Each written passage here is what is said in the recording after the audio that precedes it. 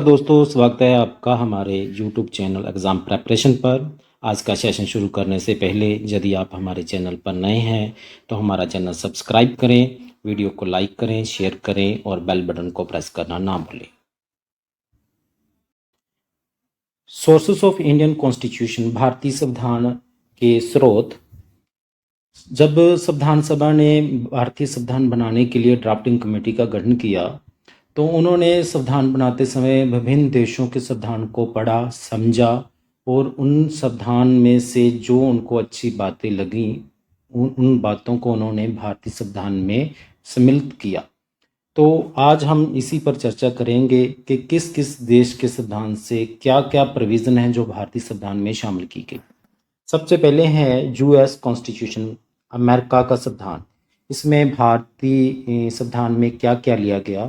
सबसे पहले है जुडिशियल रिव्यू, न्यायिक पुनर्समीक्षा। जब कोई जजमेंट जज दे देते हैं तो बाद में उनको लगता है कि ये जजमेंट गलत दे दी गई है तो उसको दोबारा रिव्यू करने की जो प्रक्रिया है उसे हम जुडिशियल रिव्यू कहते हैं। फंडामेंटल राइट्स है जे भी हमने अमेरिका के संविधान से लिए हैं। इंडिपेंडेंट जुडिशरी, जो हमारी न्यायपालिका है इस पर किसी का कोई प्रेशर नहीं है, ये निरपेक्ष और स्वतंत्र होकर न्याय करती है। ये भी हमने यूएसए कॉन्स्टिट्यूशन से लिया है। Impeachment procedure of the president, जब प्रेसिडेंट पर महादोष लगाना हो तो इसकी प्रक्रिया क्या होगी, ये प्रक्रिया भी हमने यूएसए कॉन्स्टिट्यूशन से ली है। Vice president acting as the chairman of the upper house, हमारे अपर हाउस राज्यसभा है, उस राज्यसभा में जो वाइस प्रेसिडेंट उपराष्ट्रपति हैं वो चेयरमैन के तौर पर काम करते हैं। ये भी हमने यूएसए के संविधान से लिया है।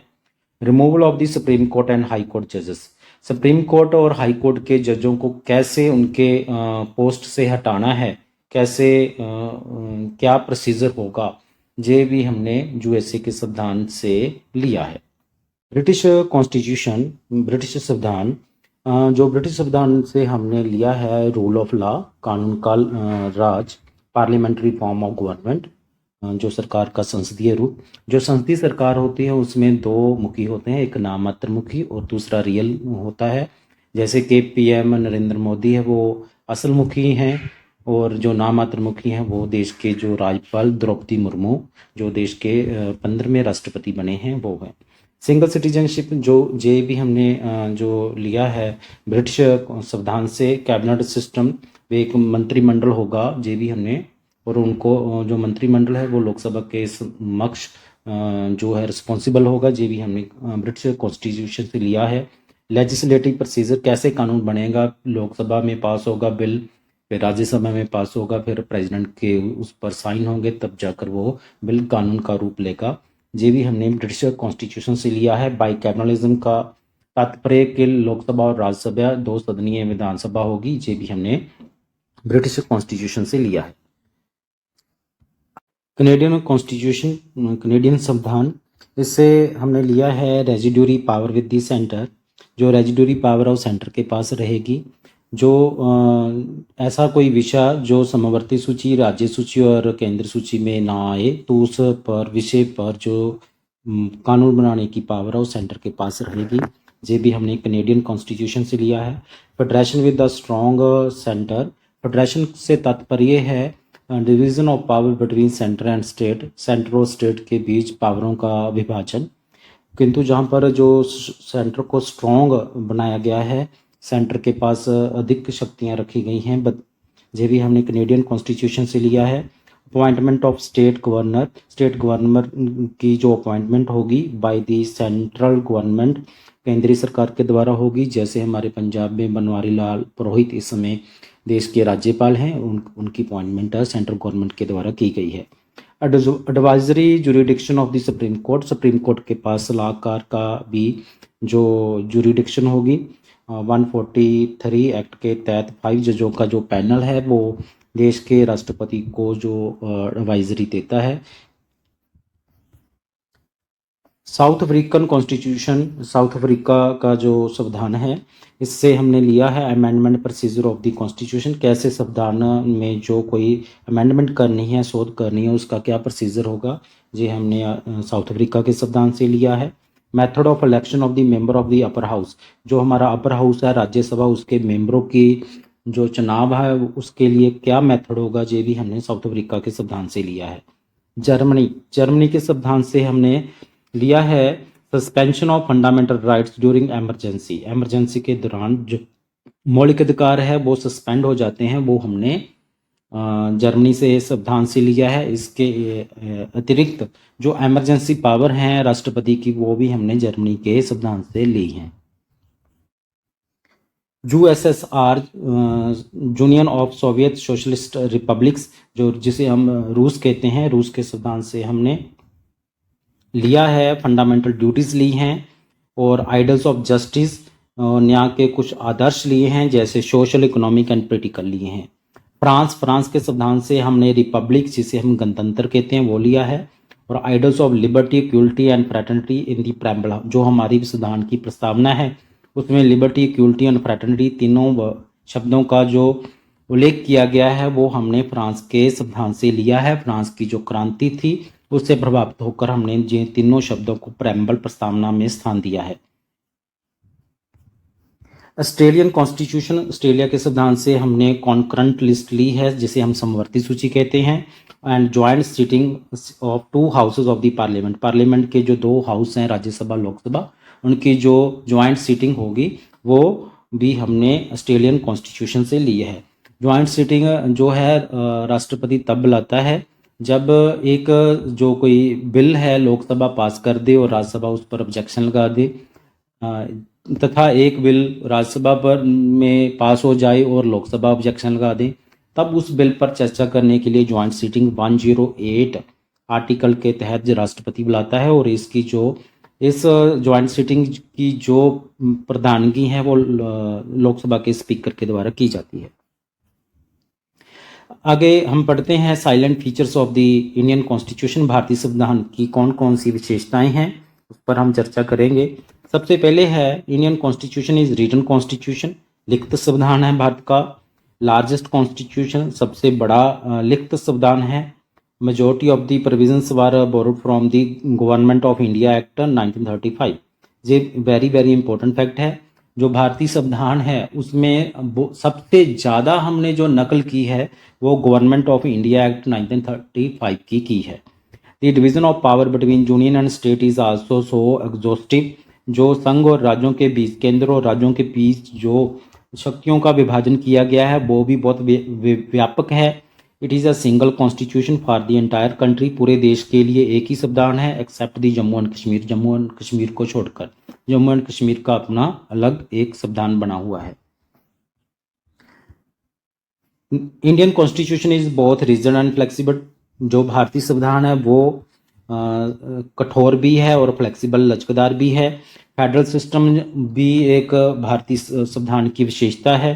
फेडरल सिस्टम का अर्थ है division of power between centre and state, centre और स्टेट के बीच शक्तियों का विभाजन। रिमेंबर दी वर्ड, हमें याद रखना है जो फेडरेशन वर्ड है is nowhere mention in the constitution, इसका संविधान में कहीं भी उल्लेख नहीं किया गया है। जो संघ शब्द है उसका संविधान में कहीं भी उल्लेख नहीं किया गया है। दाओ इंडिया इज अ फेडरेशन, चाहे भारत एक फेडरेशन है जहां पर शक्तियों का विभाजन किया गया है, कुछ शक्तियां सेंटर के पास हैं, कुछ शक्तियां स्टेट के पास हैं। It is also has unitary feature, इसके बावजूद भी जो भारत है वो उसकी एकता उसकी एक खासियत है। पार्लियामेंट्री फॉर्म ऑफ गवर्नमेंट, जो सरकार का संसदीय रूप है, ये भी भारतीय संविधान की एक विशेषता है। जो this form talks about the presence of nominal and real executive, जो पार्लियामेंट्री फॉर्म होता है उसमें दो मुखी होते हैं कार्यकारी, एक वास्तविक होता है, रियल होता है, दूसरा नॉमिनल नामात्र मुखी होता है। मेजोरिटी पार्टी रूल्स, वह पार्टी जिसके पास बहुमत है वो शासन करती है। Collective responsibility to the Lok Sabha, जो रूलिंग पार्टी है वो लोकसभा में जवाबदेह होती है, रिस्पॉन्सिबल होती है। लीडरशिप ऑफ प्राइम मिनिस्टर, जहाँ जो प्रधानमंत्री की अगुवाई सेंटर में होती है और chief minister at the state level, और स्टेट लेवल पर जो अगुवाई है वो मुख्यमंत्री करता है। डिसोल्यूशन ऑफ द लोकसभा, और इस पार्लियामेंट्री सिस्टम में जो लोकसभा है उसके भंग होने की भी व्यवस्था होती है। हम कह सकते हैं Lok Sabha is not a permanent house, permanent house नहीं होता, वो भंग भी हो सकता है। This type of government is present at both and central state level. इस प्रकार का जो पार्लियामेंट्री फॉर्म है वो लोग सेंट्रल और स्टेट दोनों सरकारों में पाया जाता है। नेक्स्ट है फंडामेंटल राइट्स। जो भारतीय संविधान की जो नेक्स्ट जो करेक्टरिस्टिक्स है वो है fundamental rights. These are for the promotion of the political democracy. ये फंडामेंटल राइट्स है वो सियासी जो डेमोक्रेसी है उसके प्रमोशन के लिए हैं। दीज आर जस्टिस एबल, जे जो मौलिक अधिकार हैं वो न्याय संगत हैं। They are enforced by the court of for their violation. यदि मौलिक अधिकारों का उल्लंघन होता है तो इसे कोर्ट के द्वारा लागू किया जा सकता है। Originally 7 fundamental rights were mention in the constitution. मूल रूप जब संविधान बना तब मूल रूप 7 राइट्स जो संविधान में मेंशन किए गए थे, दर्ज किए गए थे। थ्रू दी 44 अमेंडमेंट, 44वीं शोध के द्वारा राइट टू प्रॉपर्टी, जो प्रॉपर्टी का अधिकार था, हैज़ बीन डिलीटेड, उसे डिलीट कर दिया गया है from the list of fundamental rights, मौलिक अधिकारों की सूची से। At present only 6 fundamental rights are mentioned. आज के समय 6 ही फंडामेंटल राइट जो है वो उनका जिक्र किया गया है।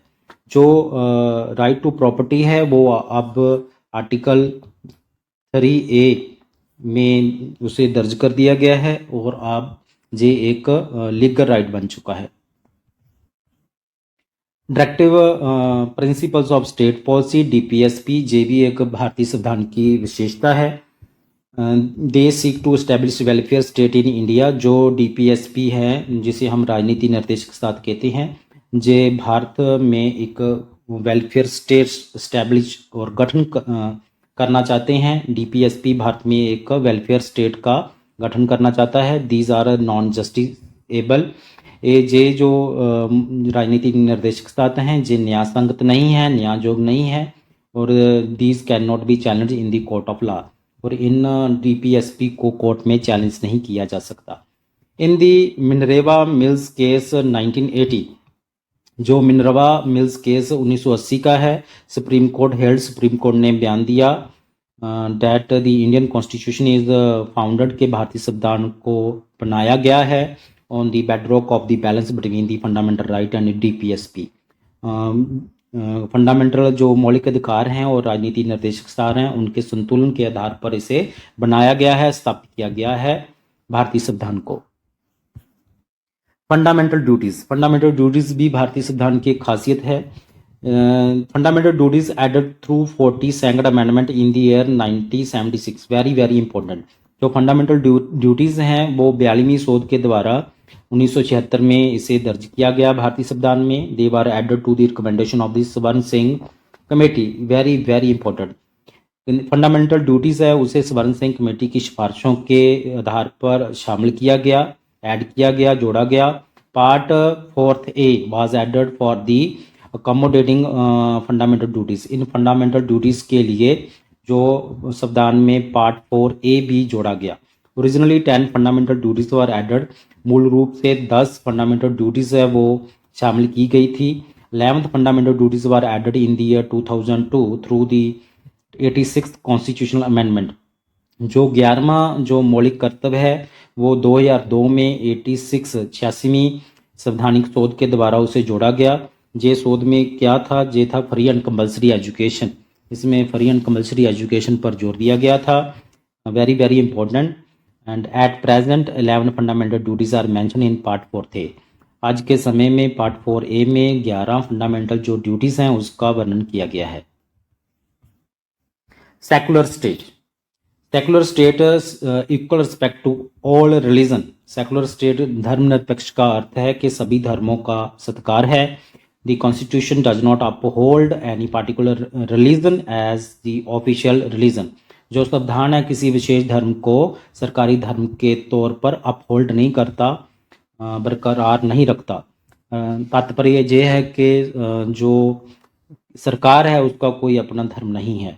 यूनिवर्सल अडल्ट फ्रेंचाइजीज, जो यूनिवर्सल से कहते हैं सर्वमत बालक वोट अधिकार। All adult are permitted to vote, सभी बालकों को वोट देने की आज्ञा है। The original constitution permitted all the people, जो असल संविधान था वो उन सभी लोगों को आज्ञा देता था वोट पाने की, who are not less than 21 year of age to vote, जिनकी उम्र 21 साल से कम नहीं है। Through the 60, very very important, 61st Amendment, voting age has been reduced from 21 to 18 in the year 1989। जो 61 अमेंडमेंट हुई उसके तहत जो वोट डालने की एज घटाकर 21 से 18 कर दी गई। ये अमेंडमेंट 1989 में हुई थी। एमरजेंसी प्रोविजंस, जो एमरजेंसी प्रोविजंस है ये भी एक भारतीय संविधान की करेक्टरिस्टिक्स है, विशेषता है। जो देश का राष्ट्रपति है उसे 3 एमरजेंसी शक्तियां दी गई हैं, जो हमने जर्मनी के संविधान से ग्रहण की है। 3 प्रकार की जो एमरजेंसीज है, सबसे पहले है नेशनल एमरजेंसीज 352 आर्टिकल के तहत जो राष्ट्रपति के पास है पावर। स्टेट एमरजेंसी और प्रेसिडेंट रूल 356, इसके तहत जो देश का प्रेसिडेंट है किसी भी स्टेट में प्रेसिडेंट रूल कर सकता है जहां पर संविधान के अनुसार शासन नहीं किया जा रहा।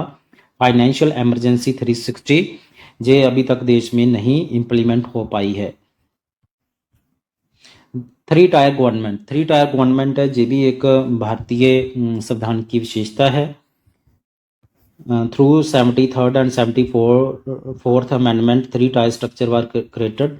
संविधान की 73वीं और 74वीं शोध के द्वारा 3 टायर स्ट्रक्चर है उसका गठन किया गया। Panchayati Raj and municipalities are made the constitutional bodies, जो पंचायती राज है और नगर पंचायत और नगर पालिका है उसे संवैधानिक जो संस्था बनाया गया। कॉन्स्टिट्यूशनल बॉडीज क्या होती है, जिनका संविधान में किसी आर्टिकल के तहत जिसे जोड़ा गया हो उसे हम कॉन्स्टिट्यूशनल बॉडी कहते हैं। जैसे सुप्रीम कोर्ट, जिसे आर्टिकल 324 के साथ उसे उसका गठन किया गया है। फाइनेंस कमीशन 280 के साथ इसका गठन किया गया है। ये दोनों और म्यूनिसिपालिटीज़ और जो पंचायती राज है ये भी कॉन्स्टिट्यूशनल बॉडीज़ हैं। और जो हमारा प्लानिंग कमीशन और नीति आयोग है ये नॉन कॉन्स्टिट्यूशनल बॉडीज़ हैं। इसका संविधान में कहीं भी जो वेरवा नहीं दिया गया है। प्रेम्बल, जो प्रेम्बल है, सबसे पहले हम प्रेम्बल पढ़ते हैं, इससे बहुत सारे जो क्वेश्चन है एग्जाम में पूछे जाते हैं, very important. We the people of India, सबसे पहले यही सवाल पूछा जाता है कि प्रेम्बल की शुरुआत कहाँ से होती है, तो इसका जो आंसर होगा the people of India, Bharat के लोग शब्द से शुरू होती है। Having solemnly resolved to constitute India, हम भारत के लोग संकल्प लेते हैं भारत को बनाने के लिए, गठन करने के लिए सॉवरन प्रभुसत्ता संपन्न, सोशलिस्ट समाजवाद, सेकुलर धर्मनिरपेक्ष, डेमोक्रेटिक लोकतांत्रिक रिपब्लिक गणराज्य बनाने का हम संकल्प लेते हैं। और इसके साथ to secure to all its citizen, और इसके सभी नागरिकों सुरक्षा प्रदान करने का भी हम संकल्प लेते हैं। ठीक है, जे we the people of India जो शब्द है जो यूज़ किया था संविधान सभा के द्वारा यूज किया गया था। और इसमें सबसे पहले है जस्टिस की बात की गई है। 3 प्रकार के जस्टिस की बात की गई है। सोशल सामाजिक न्याय की बात की गई है, इकोनॉमिक एंड पॉलिटिकल की बात की गई है।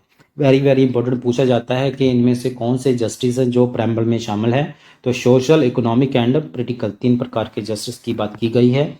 लिबर्टी, आज़ादी की बात की गई है। लिबर्टी ऑफ थॉट, विचारों की आज़ादी। लिबर्टी ऑफ एक्सप्रेशन, विचार प्रकट करने की आज़ादी। लिबर्टी ऑफ बिलीफ, विश्वास की आज़ादी। फेथ की एंड वर्शिप, पूजा करने की आज़ादी। 5 प्रकार की हमें लिबर्टी प्रदान की गई है, thought, expression, belief, faith and worship. Equality की बात करते हैं तो हमें जो समानता दी गई है, ऑफ स्टेटस, रुतबे की समानता दी गई है। ऑफ अपॉर्चुनिटी, मौकों की समानता दी गई है। And promote among them all, और इनको सारों के बीच इनका प्रमोट करने की भी हमें समानता दी गई है। फ्रैटर्निटी, भ्रातृभाव, assuring the dignity of the individual and the unity and integrity of the nation, एक व्यक्ति का जो डिग्निटी है, शान है, और राष्ट्र की जो एकता और अखंडता है, इसे यकीनी बनाना जे भी प्रेम्बल में लिखा गया है। फ्रेटर्निटी में, भाईचारे में लिखा गया है।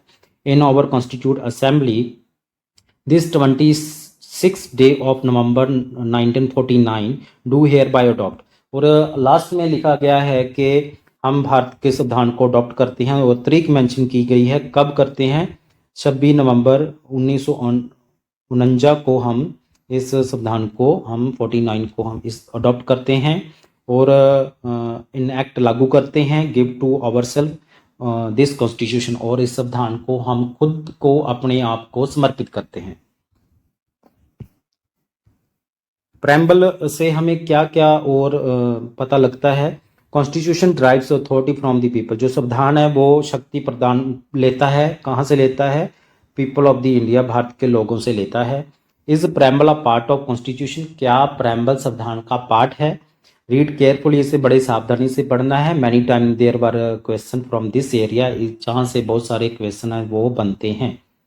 और प्रेम्बल जो है, प्रस्तावना है, संविधान का पार्ट है या नहीं, इस पर सबसे पहले 1960 में बेरुबारी केस आया था। इसमें सुप्रीम कोर्ट ने जजमेंट दी थी, preamble is not a part of constitution. जो प्रेम्बल है संविधान का भाग नहीं है।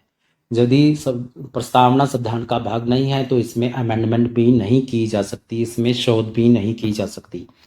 1973 Kesavananda Bharati versus state of Kerala case. Kesavananda Bharati का case very very important case है। जे 1973 में आया था। इसमें सुप्रीम कोर्ट ने जजमेंट दी थी। Supreme Court rejected the earlier opinion.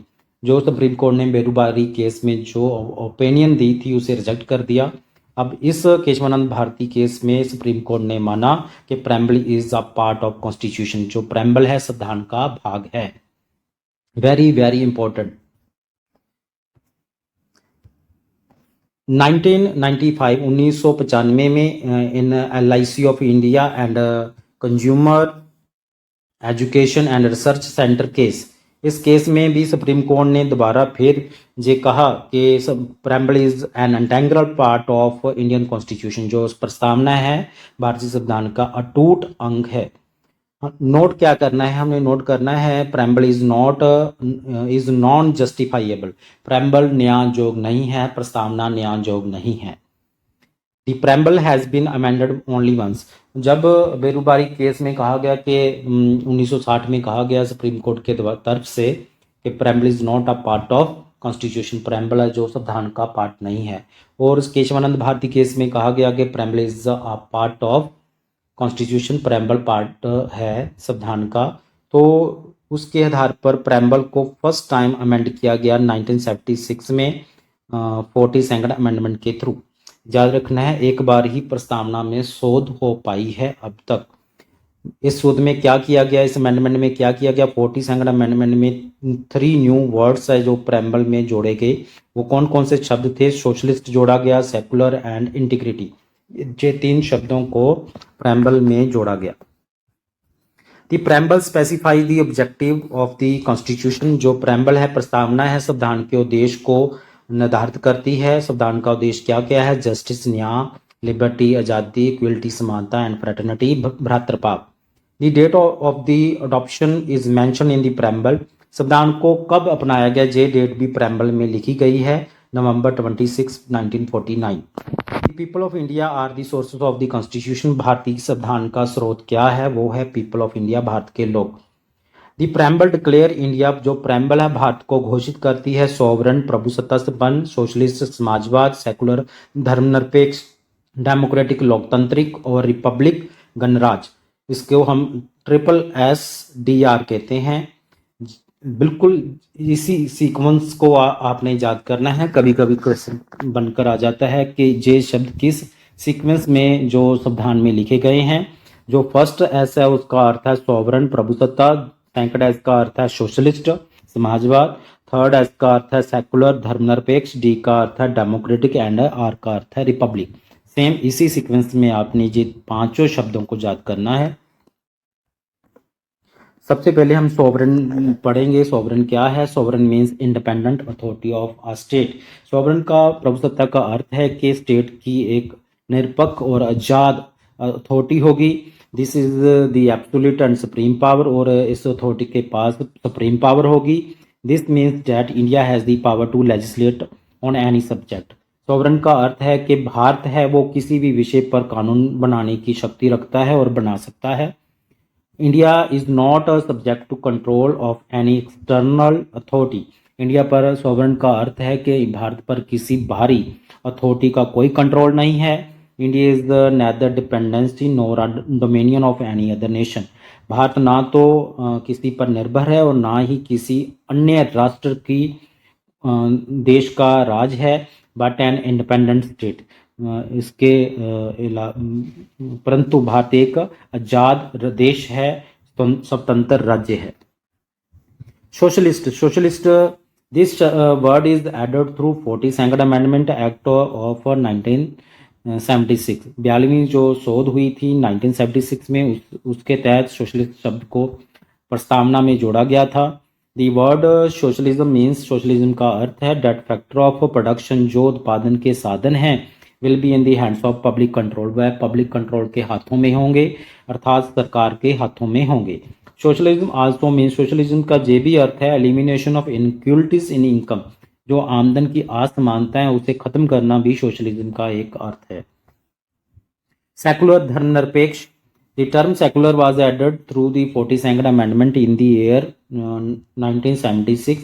जो सेकुलर शब्द है ये भी 42वीं शोध 1976 के द्वारा इसे भी प्रेम्बल में जोड़ा गया। This means state has no official religion. Secular का अर्थ है, धर्मनिरपेक्ष का अर्थ है कि स्टेट, राज्य का कोई अपना ऑफिशियल धर्म नहीं है। All religion in the country have the same status and support. जितने भी धर्म हैं, चाहे वो सिखिज्म धर्म है, हिंदू धर्म है, बुद्धिस्ट है और जैनिज्म है, सभी धर्मों का जो स्टेटस सेम है और सभी को राज्य सरकार का समर्थन प्राप्त है। डेमोक्रेटिक, लोकतांत्रिक। Democracy means rule by the people. Democracy का अर्थ है लोगों के द्वारा किया जाना शासन। People of the country elect their own representatives. जो भारत के लोग हैं, देश के लोग हैं, वो अपने रिप्रेजेंटेटिव खुद चुनते हैं। In India it is a representative democracy. Bharat में प्रतिनिधि लोकतंत्र है। One man one vote is the concept of in democracy. एक आदमी एक वोट है जो इस डेमोक्रेसी का जो मूल धारणा है। रिपब्लिक, गणतंत्र। It means the head of the state is elected. इसका अर्थ है जो देश का जो स्टेट का हेड है, जिसे हम राष्ट्रपति कहते हैं, हेड ऑफ स्टेट राष्ट्रपति होता है, उसे चुना जाता है, चुना गया है, चुना जाता है। जैसे कि देश के जो 15वें राष्ट्रपति द्रौपदी मुर्मू हैं, उनकी अभी ही अपॉइंटमेंट हुई है, चुना गया है उसे। India has an elected president. Bharat का एक इलेक्टेड प्रेसिडेंट होगा at the head for fixed term of 5 year. उसका जो कार्यकाल है वो 5 वर्ष होगा। एवरी सिटीजन, हर नागरिक with the qualification mention in the constitution. वो हर नागरिक जिसके पास योग्यताएं हैं संविधान में जो मेंशन की गई हैं उसके अकॉर्डिंग, इज एलिजिबल, योग्य है, to contest in the election of the president. President के इलेक्शन का चुनाव लड़ने के लिए योग्य हैं। हमने नोट क्या करना है, प्रेसिडेंट इज इलेक्टेड, जो प्रेसिडेंट चुना जाता है, इनडायरेक्टली चुना जाता है, अप्रत्यक्ष मेथड से चुना जाता है, ऑफ प्रोपोर्शनल रिप्रेजेंटेशन के आधार पर चुना जाता है, by a means of single transfer vote. ये आपने इंग्लिश में ही याद रखना है क्योंकि पंजाबी में वर्डिंग थोड़ी सी बदल जाती है इसकी। सिंगल ट्रांसफरेबल वोट के माध्यम से चुना जाता है, इनडायरेक्टली चुना जाता है और प्रोपोर्शनल रिप्रेजेंटेशन के मेथड से चुना जाता है। फ्रैटर्निटी, भ्रातृभाव। This mean promoting brotherhood among all the citizen. सभी नागरिकों के बीच भाईचारे को प्रमोट करना, इसका मीनिंग है। Single citizenship is directed toward promoting the fraternity. Single citizenship जो कि हमने इंग्लैंड के सिद्धांत से ली थी, वो भी भ्रातृभाव को बढ़ावा देती है। फंडामेंटल राइट्स जो कि हमने अमेरिका के सिद्धांत से लिए थे, that are granted also promote the fraternity, वो भी भाईचारे के सांझ को बढ़ाने की एक गारंटी है। डीपीएसपी जो हमने आयरलैंड के सिद्धांत से लिए थे, talks about the promotion of harmony, वो भी एक जो सद्भावना की बात करते हैं। मुझे आशा है आज का जो सेशन आपको पसंद आया होगा। धन्यवाद।